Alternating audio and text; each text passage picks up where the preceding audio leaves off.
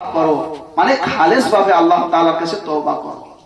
তোমরা এইসব দিনগুলোতে বেশি বেশি করে দান সাদকা করো। তোমরা এই দিনগুলোতে বেশি বেশি করে নফল সিয়াম রাখো। কারণ আল্লাহ নবী সাল্লাল্লাহু আলাইহি ওয়াসাল্লাম তিনি 9টি রোজা রাখতেন। সুনানে তিরমিজিতে এবং আবু দাউদে বলা আছে, কানা রাসূলুল্লাহ ইয়াসুমু তিসা জিলহিজ্জা।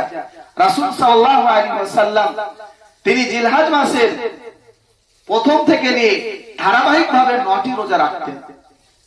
যদি 9টি রোজা রাখতে কারোর জন্য দুষ্কর হয়, কষ্টকর হয়, কমপক্ষে সে 2টি রোজা রাখবে, সোমবার এবং বৃহস্পতিবার।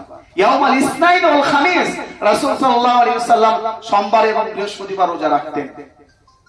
যদি তাও কষ্টকর হয়, অন্তত পক্ষে আরাফার রোজাটা যেন মানুষ রাখে। জিলহজ মাসের 9 তারিখ